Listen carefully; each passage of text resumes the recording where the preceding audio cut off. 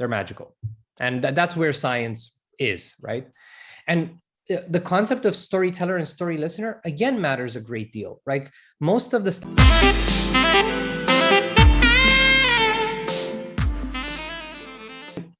concept of storyteller and story listener, again, matters a great deal, right? Most of the studies that we've seen on the impact of a story on people's brains is that it really lights up the brain, right? It involves the senses. That's why I recommend that whenever we tell a story, we think of all of those 5 senses. How do we stimulate them? Sometimes we talk about smells. We talk about how it felt when we touched something, what we saw, what we heard. That's why we change the voices and all that, so that it's a multisensory experience. And that's when the brain just goes fully online. But at the same time, there is so much that a storyteller can do, because it's also about the story listener to be open to a story, to be open to hear it and to listen to what it has to say.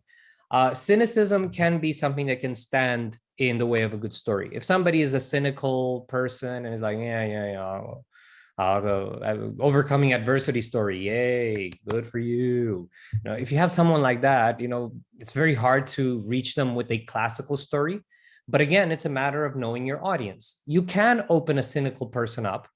That I can guarantee. It can happen. But that's when you have to abandon the tropes. You have to abandon the cliches.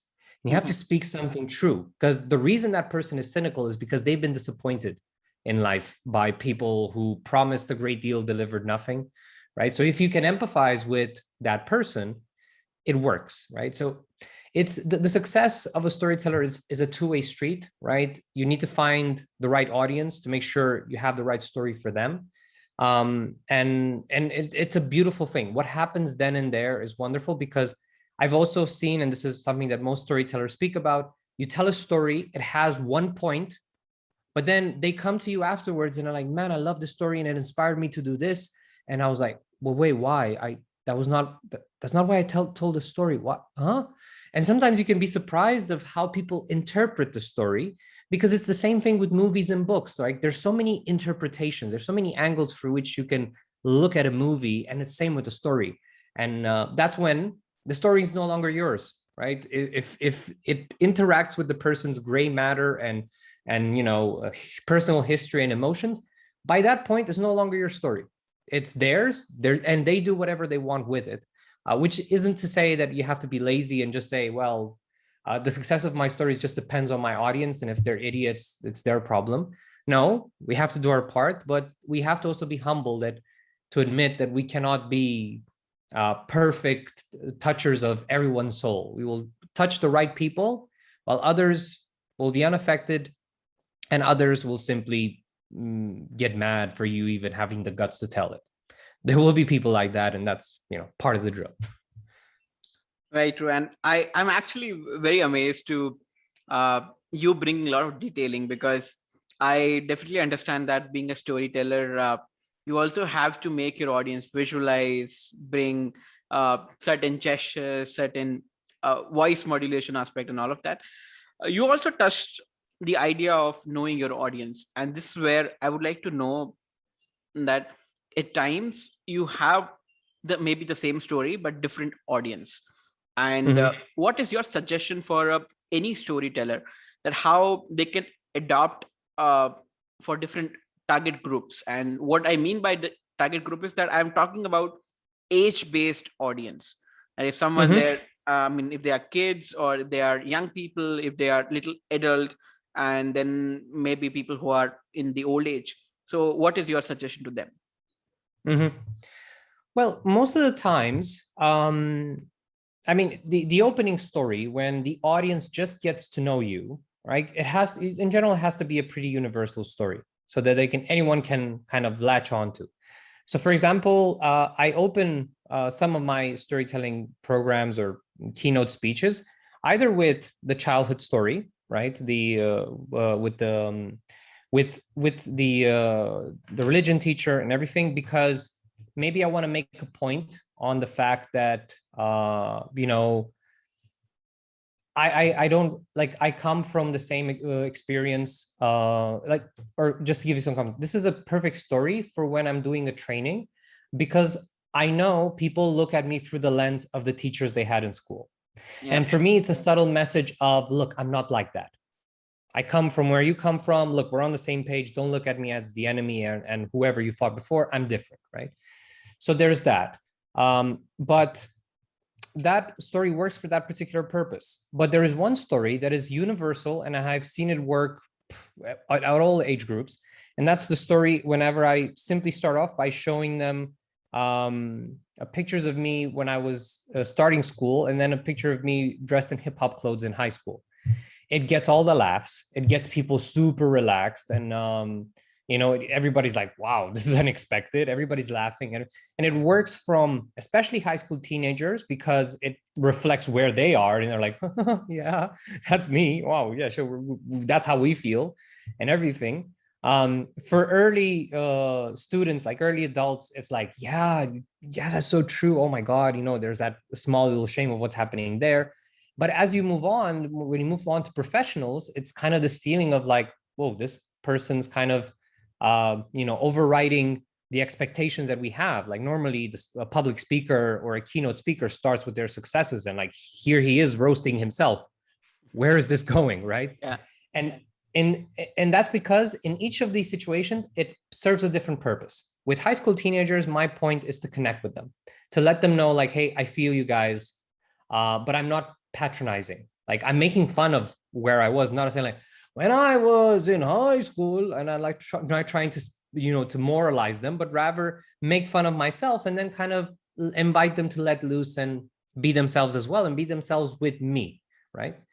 With with early students, it's about reminding them of the mistakes we made when we were in high school, that we wanted to impress. We wanted to be someone else. And now we're going into our careers with the same idea that, oh, I need to impress. And I'm like, hey, stop taking yourself so seriously. Be real. You know where this took you. You know the rabbit hole. And then when I meet seasoned business owners and entrepreneurs, it's the same idea of like, be human for a change, right? Let the veil of appearance of, look at you, the grand master of the universe, and be real, be authentic, because people need that a great deal. And I even had the chance of speaking to an audience of teachers, and they were in a small town, and it's a technical high school. Like, don't imagine something. And there I wondered, how could this story be useful? And I used the same story on one side to make fun of certain typologies of teachers. So I referred to that teacher and another philosophy teacher that used to make fun of me for how I used to dress as a hip hopper in high school. But then I also talked about, right after that, I completed that story with the story of a teacher I appreciated. So what I wanted in that moment, I wanted to antagonize and then sympathize. It was a bit of a gamble, but I wanted to say, look, this is something that we need to leave behind. And these are the teachers we actually remember. And afterwards, I simply said, this is what I value in a teacher. And then I invited everyone to simply answer the question why they became teachers. And it led to 40 people, each sharing their story, right? Everyone wanted to talk about it. And everybody listened. It took about 3 hours, but everybody listened. So there are ways to, better, and it's the same story, but the purpose matters, because at the end of the day, the story is a vehicle for an idea, and a similar story can be a vehicle for many more ideas. And it's a matter of knowing why you are there. So like, why are you there? What do you want to tell these people? Like, what can you bring them that is valuable? And what can help them make the next step in their journey, right? Having the empathy of knowing where they are and where you could take them on this journey, and where their lives could be changed by this simple idea, right? Or at least how the story can help in establishing a relationship, right? And I don't believe in pandering, trying to be liked by them. You have to start with who you are, start with your own story, and then have a meaningful reason to tell that story. And if you know the answers to those two questions, in time, you'll know how to go with each. But other than that, simply spend time with people like that. If for example, you're going to be speaking to a group of pharmacists, take a day to actually meet some pharmacists and spend some time with them and get to know their story a little bit more, and try to find parallels between their story and your story. And most of the times you will find them. That's the thing. People are not that different. We're all human beings. You just need to find the parallels. And once you find them, you realize you might not change your story that much.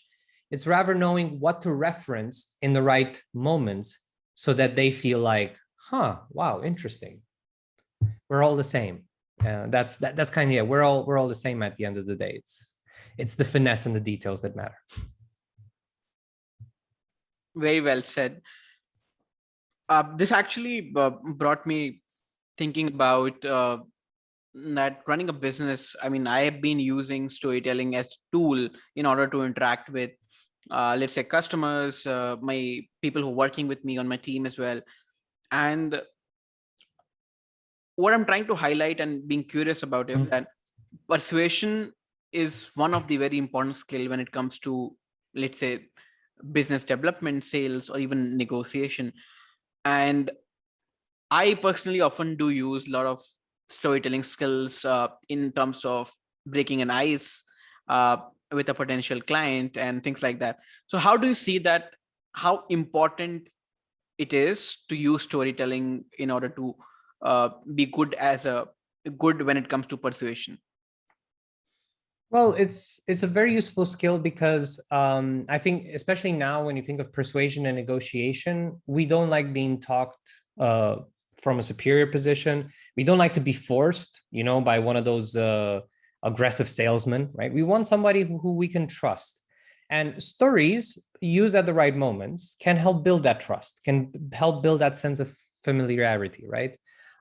Like in my case, just for people, I hope it's a bit of a universal example, but I know my audiences are very cold whenever I come and speak in front of an audience. And that's mostly because most speakers and trainers out there, they're pretty boring, or they're pretty cliche. They're like all cut from the same thing.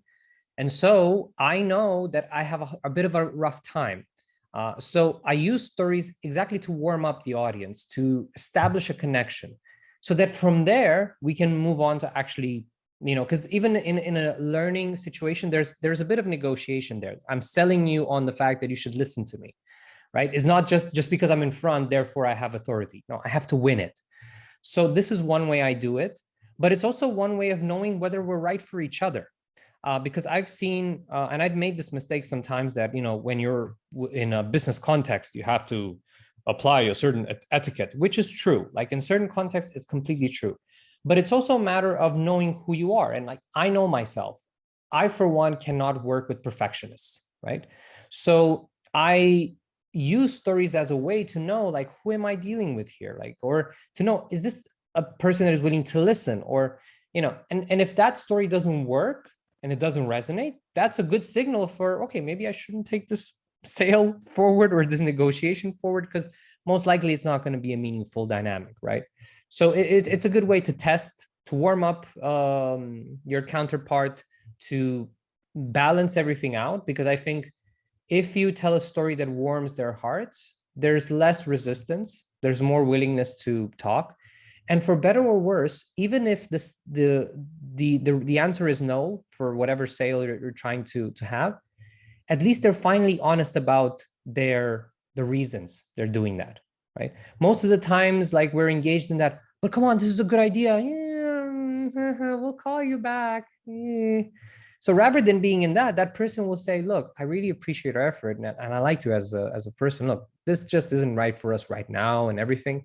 But because you've connected with them, they're going to say maybe, but hey, let's keep in touch. Or, you know what, come by my office sometime. I'd love to discuss some other option of how we can collaborate.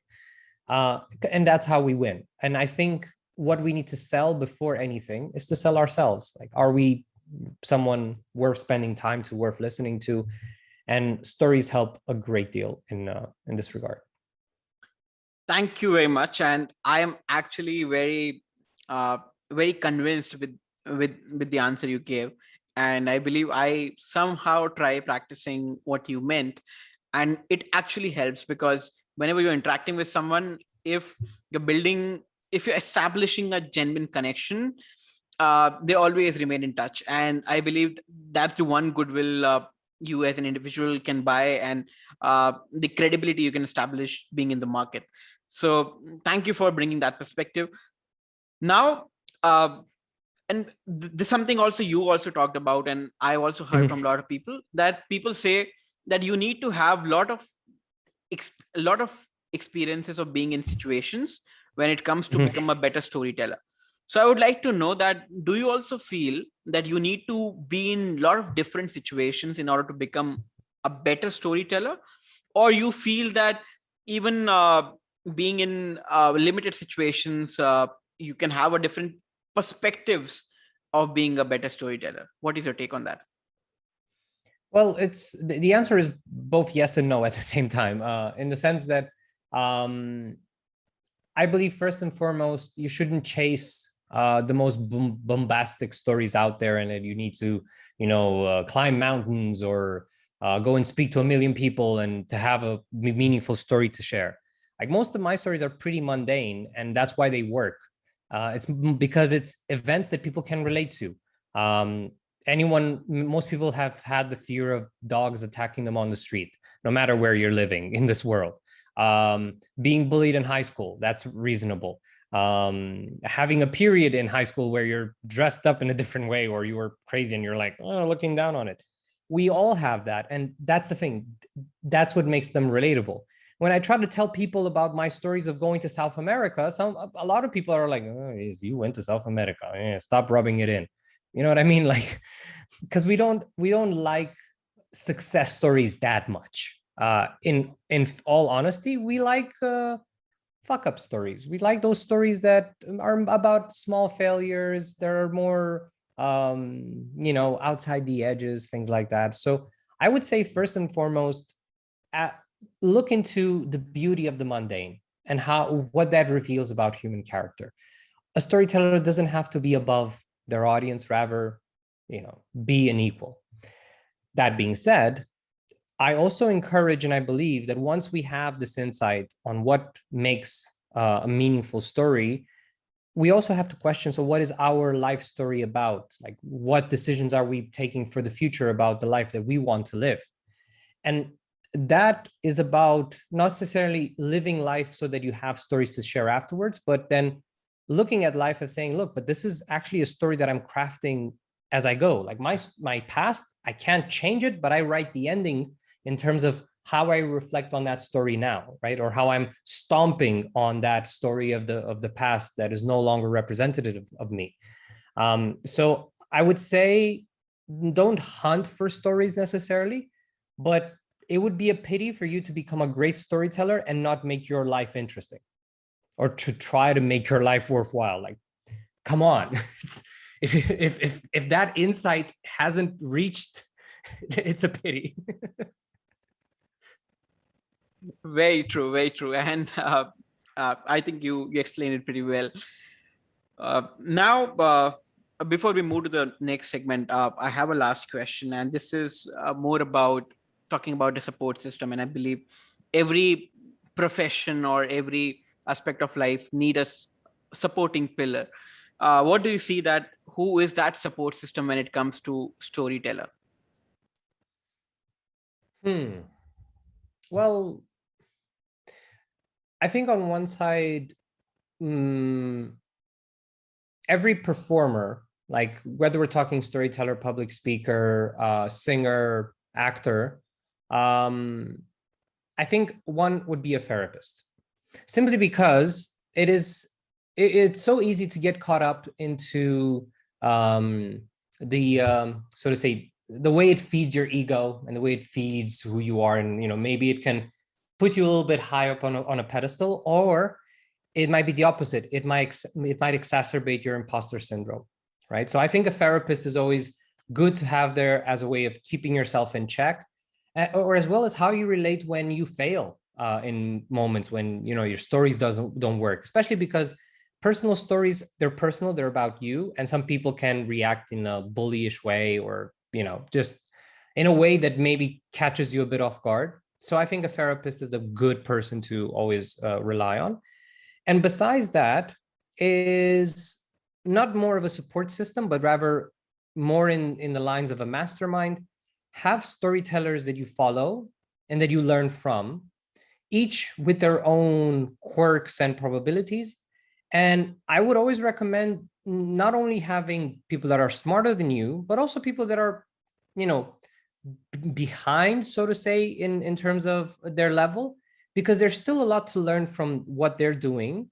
And you might also see that even sometimes you may be good in skill, good in experience, but they'll come and hit you with a story that blows your mind.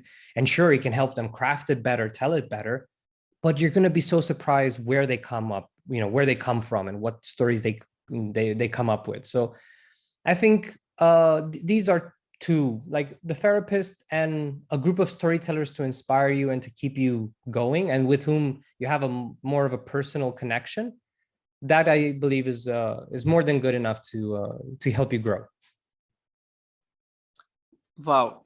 So I believe I wasn't expecting the answer which you gave, and that's something which is very, very eye opener, and I would say very honest, because definitely, I mean, a lot of times being successful and also being outspoken, there's a lot going on, and everyone needs someone to go to and share the stories.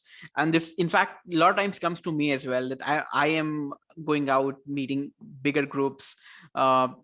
People feel, oh, you speak on so many platforms and with bigger audience, why don't you speak? And I feel at times that no, but I'm an introvert, and I feel that, I mean, if you put a pressure on me that okay, now you have to talk, it's not going to work, because I would feel that pressure, and then it will create a lot of chaos in my mind. Oh, now I'm in the spotlight, and what to talk, what not talk.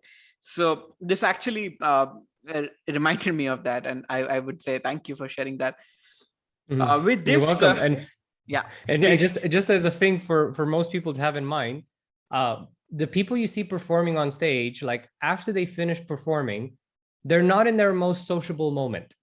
Yeah. Right after, like I've seen other speakers out there who right after they finish a 2 hour the keynote, they'll wait with people in line and stay and speak with each and every one of them. I, for one, after I would finish a 2 hour speech, I need some time for myself.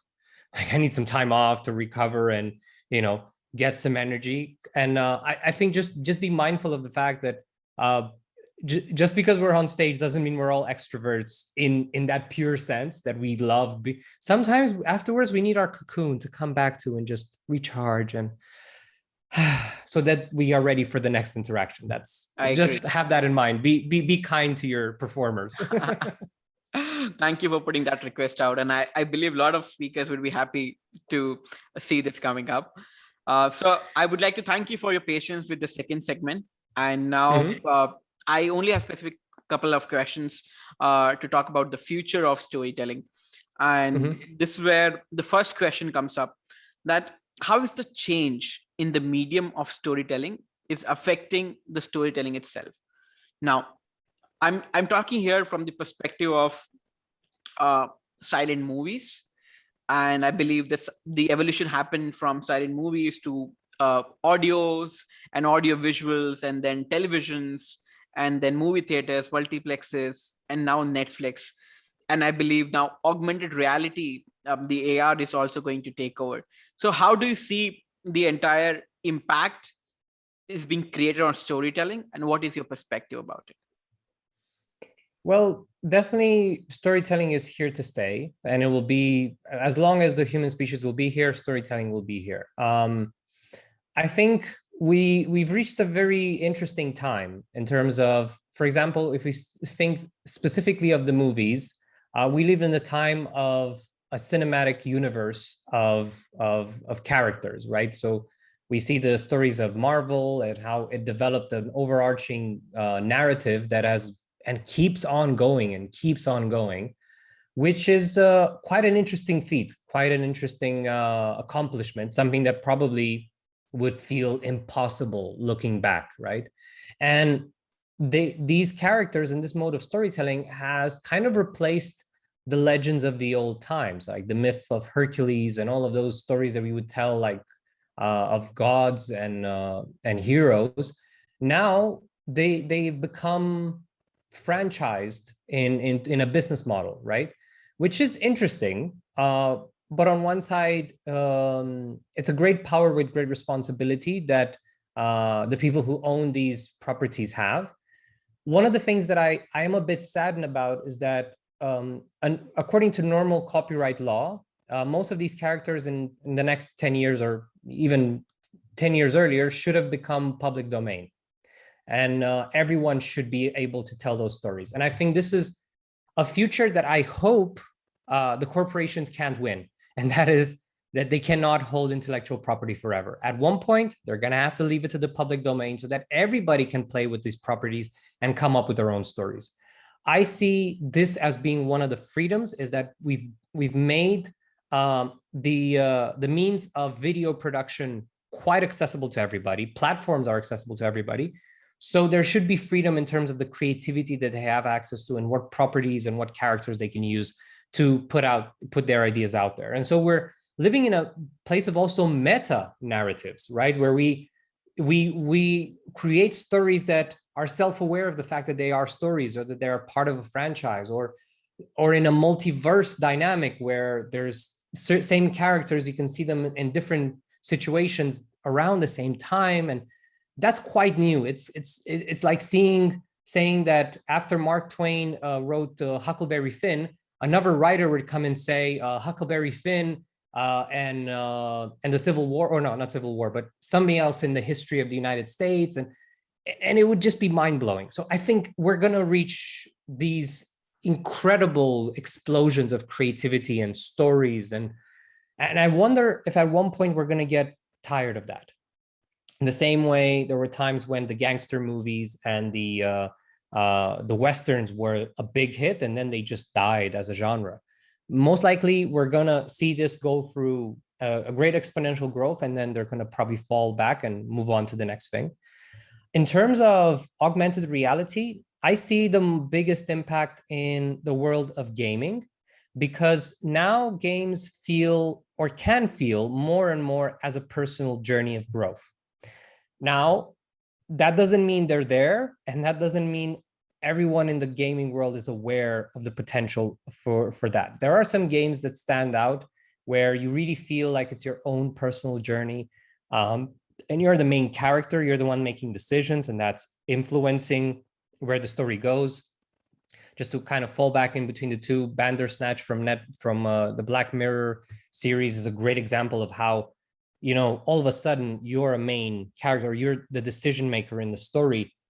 That is going to be, I believe, an interesting perspective on the future of how I would, for example, see a great learning opportunity for you to reach a point where you say, okay, so tomorrow you will be, let's say, George Washington, and you will live a day in his life. And what will happen is that decisions will come your way, and you will have to decide on this or that.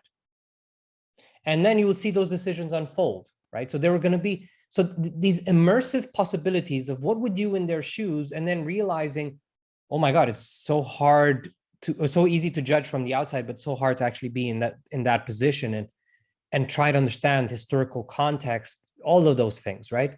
So I think this would be the turning point of education, when we manage to put people in that immersive learning experience, when you say, look, now you're the engineers of Apple, or now you're Steve Jobs, you're going to deliver the speech, or now you're this or that. And then you see it from a completely different line. I'm not sure how many people will see that as a possibility. I'm not sure how much it will catch on, or whether it will just be a niche, because it very much depends on people's access to information.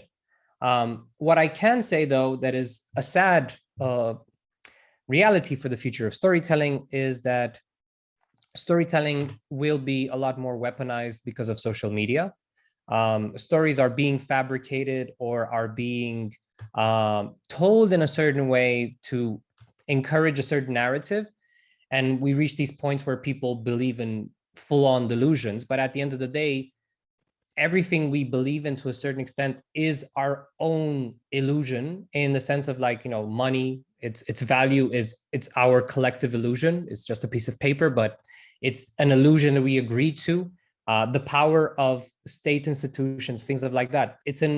We all agree to believe in them, but in objective reality, they're not. They don't exist per se. They're just buildings and papers and stamps that we somehow believe have power in this world. So this, I believe, is going to open up a very interesting point about what is reality and how we construct our own realities up until we really reach a moment of intellectual maturity. Up until that point, I definitely see that this weaponizing of stories will continue. Stories will be used to emotionally manipulate people or to promote certain causes. It's sad, but at the end of the day, it's the truth with every tool you put out there. A kitchen knife can help one of the greatest chefs in the world create one of the best dishes in the world, but it can also be used to harm people. And at the end of the day, that's what will happen and what happens with storytelling as well. You can't really control what people will do with the craft once they learn it.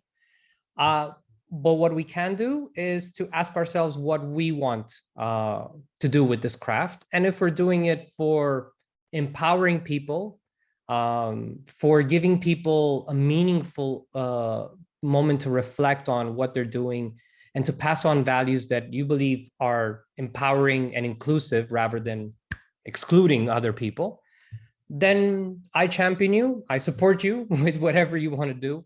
And I hope that this type of storytelling wins in the long run. But we will see. It's something that a great writer, Jonas Sachs, has coined as the story wars. We are living in that age, and we'll see. We'll see where this battle takes us. Wonderful. And I would really appreciate that you brought both the sides, the positive and negative. And I believe definitely a lot of brands are actually not being authentic. A lot of leaders are not being authentic nowadays, just to bring a narrative or just to establish a different version. But yes, storytelling is something which is a game changer, and it's going to be here. With this, this brings us to almost the end of it. And I would just like to know that I have personally grown up hearing that stories will last forever, even longer than the human race itself. So what is your take and what is your closing statement for our audience? Well, I think just to comment on the idea, yeah, stories will live on, but I think it's also our responsibility to pass them on. Because at the end of the day, if there's no audience, there's no story, right? So if we are, as a human race, we're gone and there's nobody to read our story, that's a pity, right? The story will still be there, but I think more than the stories themselves, it's having the eyes to see the stories out there. That's why archaeologists, sociologists, geographers, they're all storytellers in the sense that they look for the patterns, they look for the narratives, they're trying to understand what happened before, what came to be, what today came to be, and how they see the future being shaped, right? So we're all curious about the past, present, and future and putting it into a story. And I say, let's embrace it. Let's find our own story, something that we are excited about. Let's dig into how we got here, how, what happened in the past and how we reached our current point. And let's project a future that as much as possible empowers everybody. Stories are a simple thing, but they really, it's kind of that idea of not like a butterfly effect, but more, imagine more pebbles of water hitting a lake. At first, if it's one pebble, there's just one simple stream, but then if it's two or three, they mix into these very interesting waves, and that really can last a lot longer. Like, even though the same waves have the same kinetic energy, that kinetic energy kind of multiplies, and it's a weird physical phenomenon to observe. I say, let's embrace that. Let's fall into this beauty of the entropy and the novelty that a story brings into a social dynamic. And let's see where this takes us. I believe the more we open up, the more we explore where we come from, where we are now, and where we can be, I think that can only be for the better. Because even if it shows the ugly sides of us, right? Sometimes we're not only going to find good stories, we're also going to find stories of us not paying attention to things or us being complicit in things that are not healthy.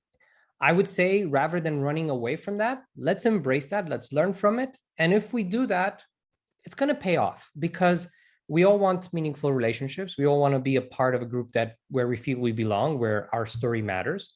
And if we can experience that, and if we can deliver the same experience for others, I think we've done a good job as human beings. So yeah, let's be good storytellers and good human beings. That's the message I'd love to leave you with. That's lovely.